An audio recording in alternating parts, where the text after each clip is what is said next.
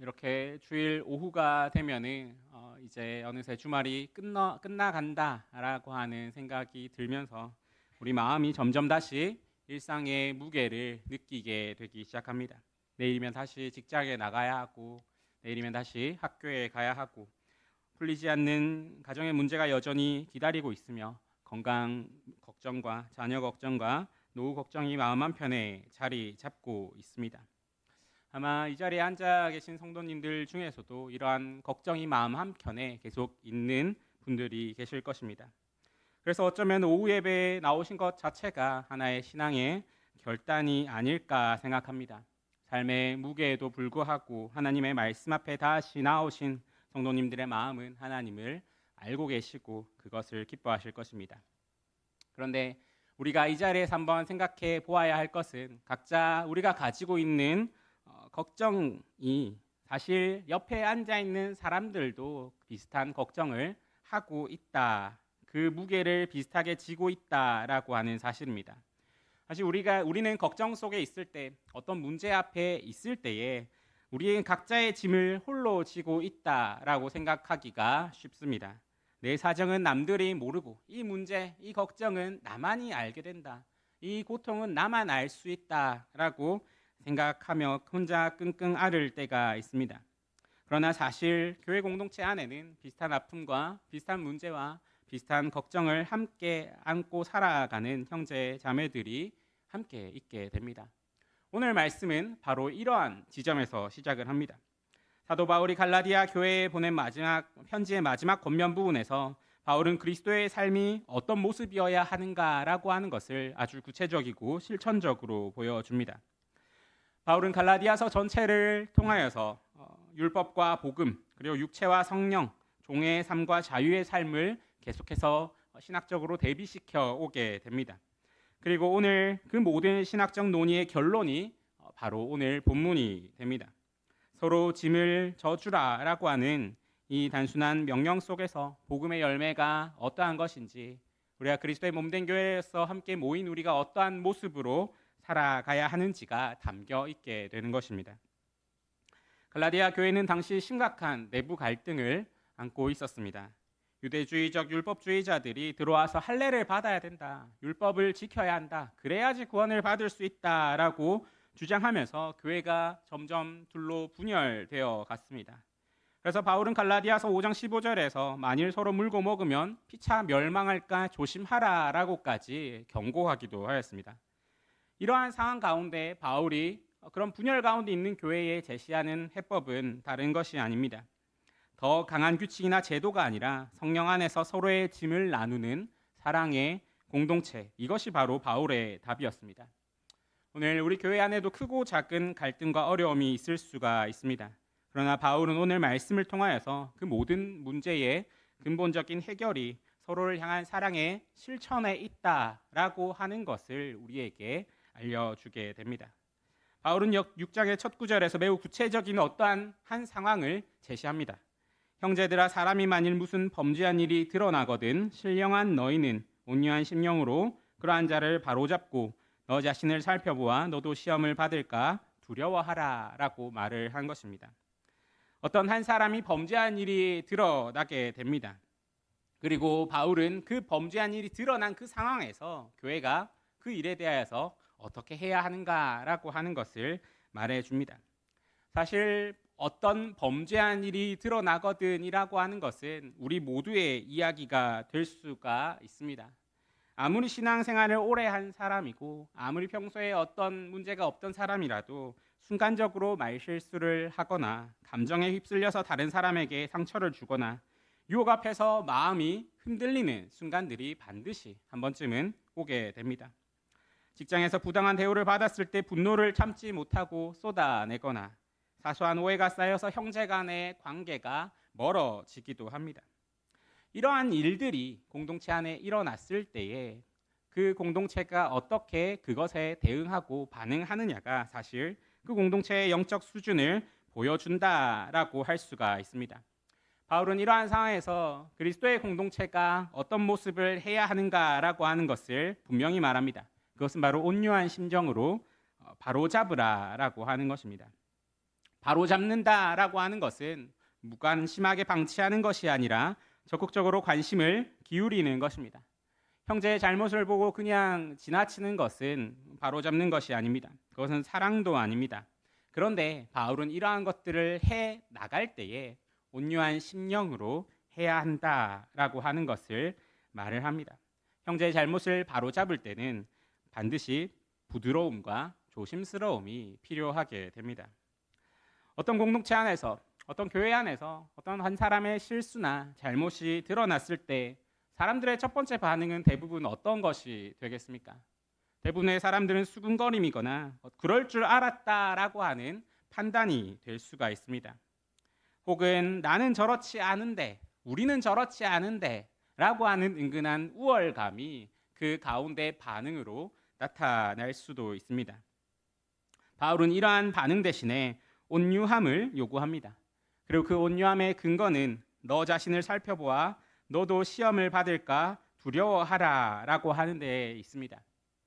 나도 언제든지 같은 자리에 설 수 있다. 나도 완전한 사람이 아니다 라고 하는 겸손한 자기 인식과 그리고 그럼에도 불구하고 우리가 교회로 모여서 모이게 하신 그분을 따라간다라고 하는 교회로서의 정체성이 있을 때 우리는 비로소 그것 위에서 온유한 심령으로 형제를 바로잡을 수 있게 되는 것입니다.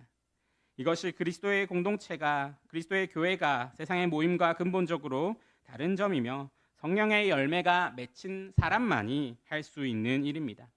그렇기 때문에 바울은 그 교회를 향하여서 말할 때 신령한 너희는이라고 부르게 됩니다. 바울이 신령한 너희는이라고 부르는 이유가 무엇이겠습니까?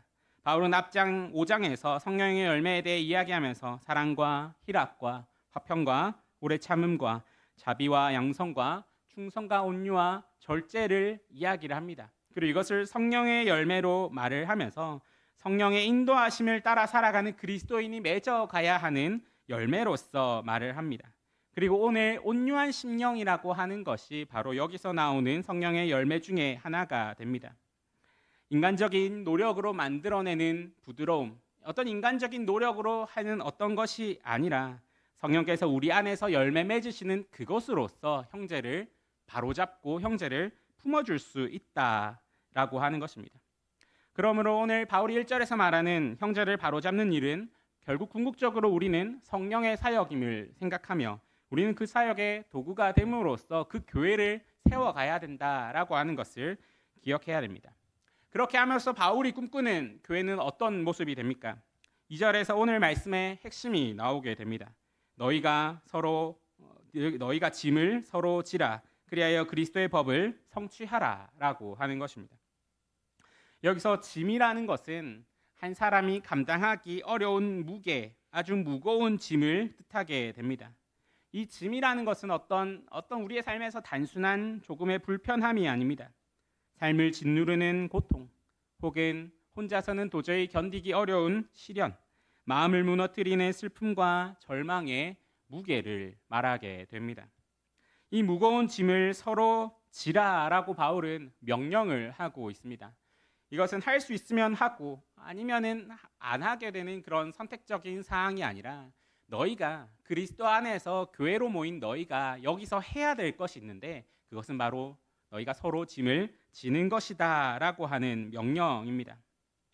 서로 짐을 진다라고 하는 것은 구체적으로 어떤 모습이겠습니까? 로마서 12장 15절에서 바울은 즐거워하는 자들과 함께 즐거워하고 우는 자들과 함께 울라라고 말을 합니다. 짐을 나눈다라고 하는 것은 먼저 함께 아파하는 것에서 시작됩니다.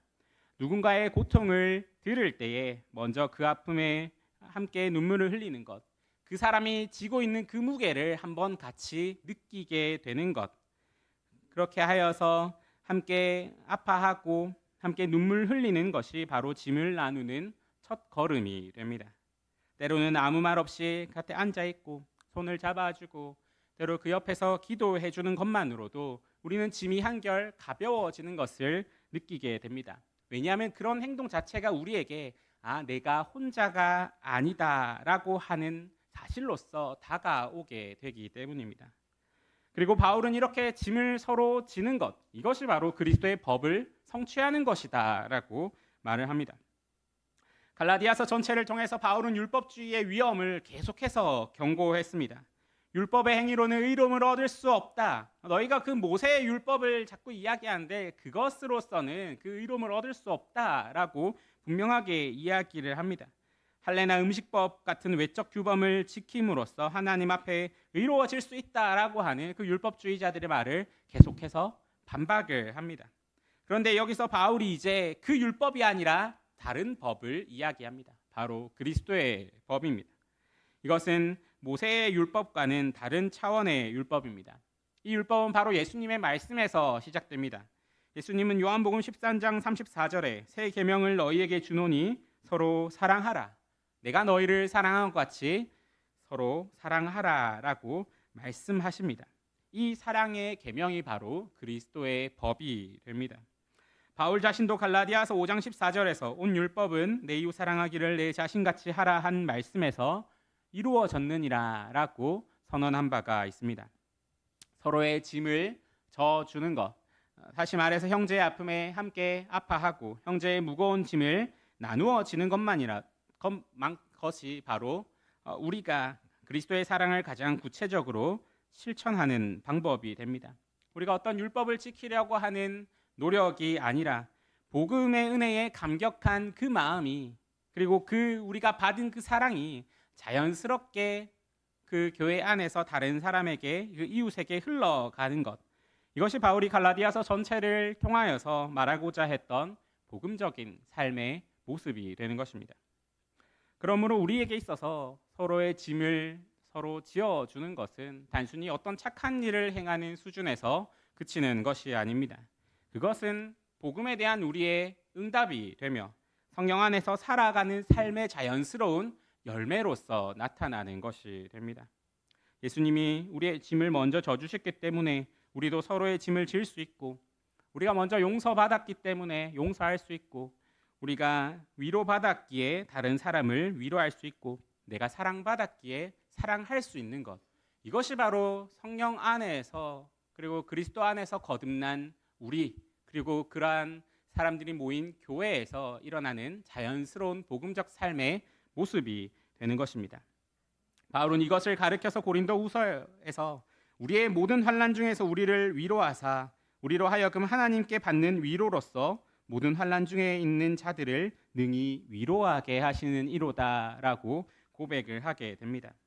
하나님께 받은 은혜가 우리를 통해 이웃에게 흘러가는 것, 이것이 바로 바울이 말하는 그리스도의 법이 성취되는 방식이 됩니다. 바울은 이어서 이러한 모습이 교회 안에서 잘 이루어지지 않게 되는 이유를 말해줍니다. 3절에서 바울은 이러한 서로 짐을 나누는 삶에 가장 방해하는 모습들을 말해주는데, 그것이 바로 만일 누가 아무것도 되지 못하고 된 줄로 생각하면 스스로 속임이라라고 하는 말이 됩니다.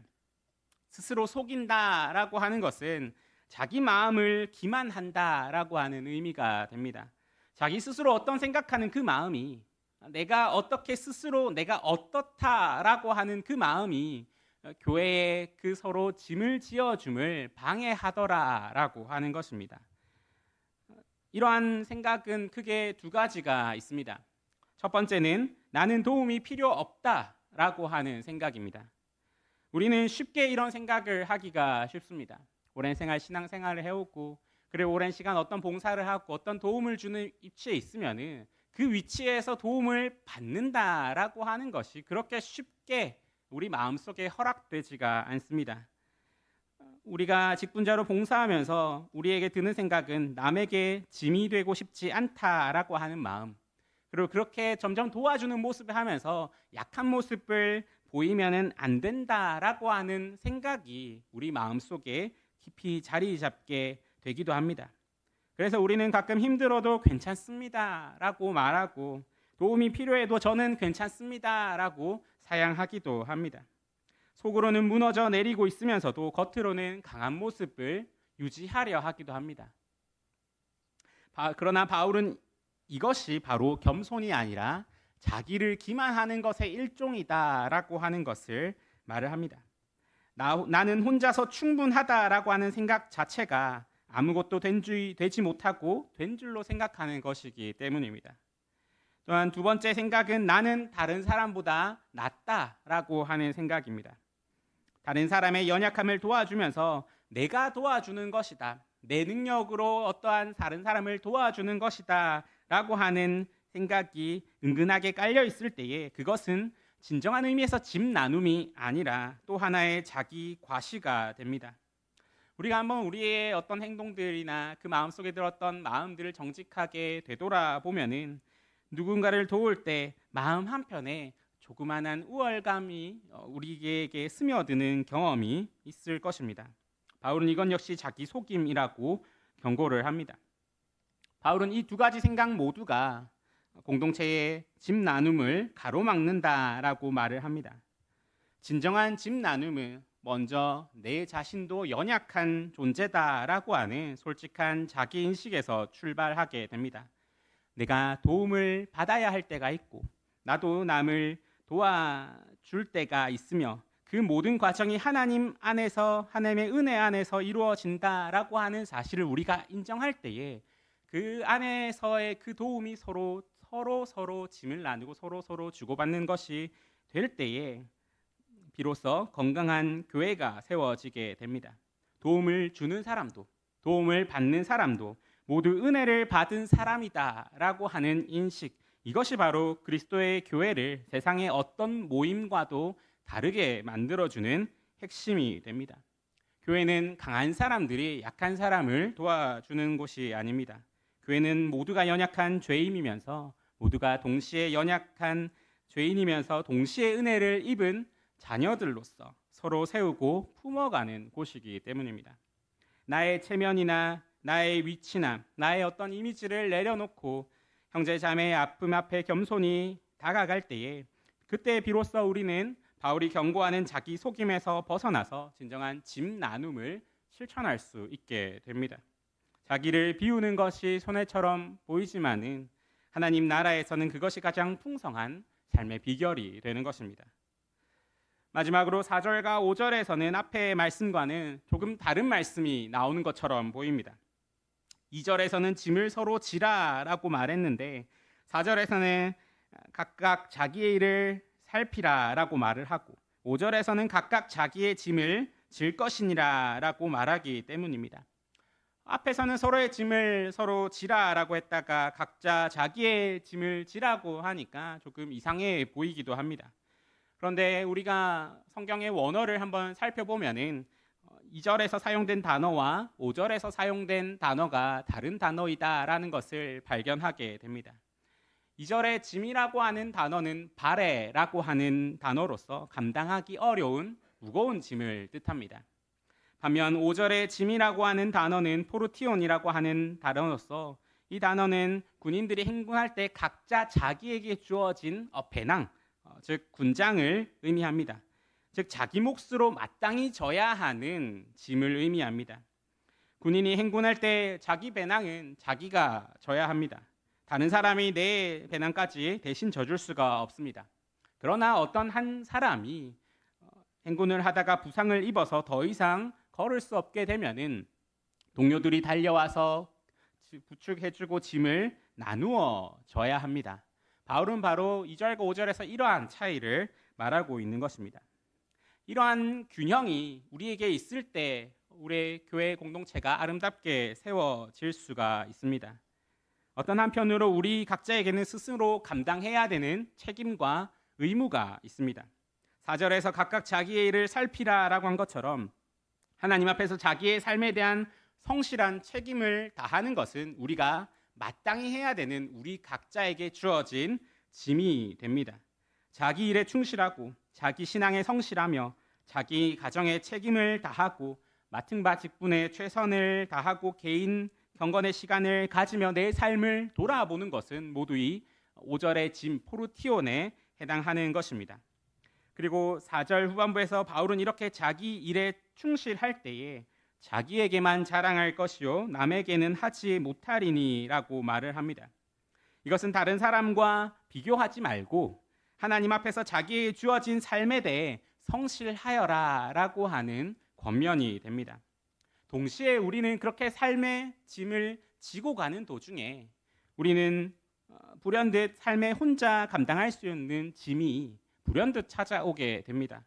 갑작스러운 질병이 찾아오거나 사랑하는 가족과의 이별이 있거나 어떤 직장에서의 부당한 해고가 있거나 오랜 관계의 깨어짐이 있거나 경제적 파탄 같은 어떤 우리가 혼자 감당하기 무거운 짐들이 그렇게 우리 각자의 짐을 지고 살아가는 와중에 우리에게 오게 됩니다. 이러한 것은 홀로 개인이 감당하기에는 너무나 무겁습니다. 이때 공동체가 함께 그 짐을 나누어 지는 것입니다. 이것이 2절에 말하는 바레를 서로 지는 것입니다. 다시 말해서 바울은 의존적인 삶도 아니고 고립적인 삶도 아닌 책임감 있는 상호 돌봄의 삶을 이야기를 합니다. 각자 자기의 몫을 성실히 감당하며 살아가되 누군가가 무거운 짐 아래 깔려서 쓰러지려 할 때는 달려가서 함께 짊어지는 것, 이것이 그리스도의 몸된 교회의 모습이 됩니다. 이러한 균형이 무너지게 될 때에 교회는 어떤 문제가 발생하게 됩니다. 하나는 자기 짐도 남에게 떠맡기면서 살아가는 의존적인 삶입니다. 바울은 이것을 경계합니다.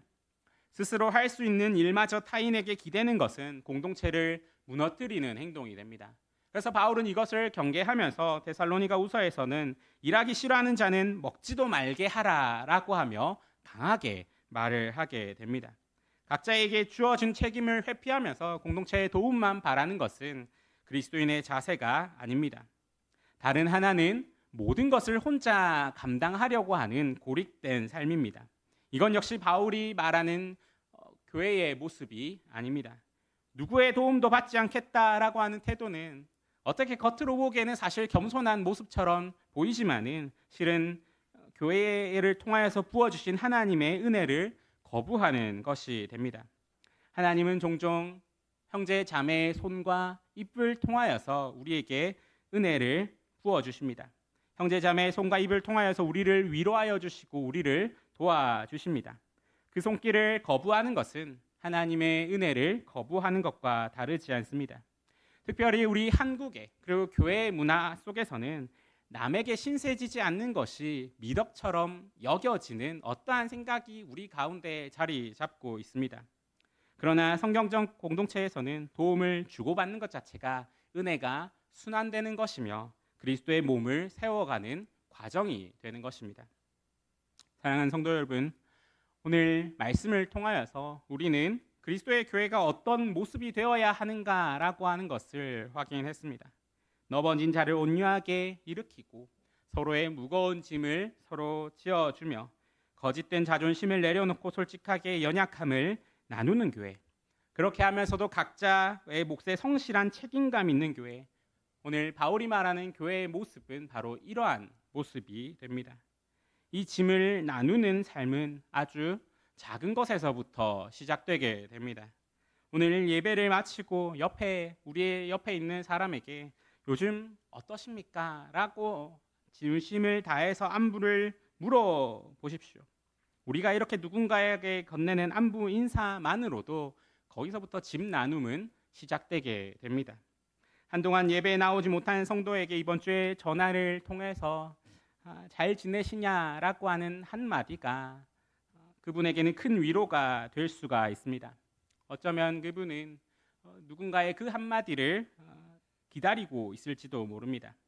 이러한 작은 실천 하나하나가 바울이 말하는 짐을 서로 지는 것이며 그리스도의 법을 성취하는 것입니다.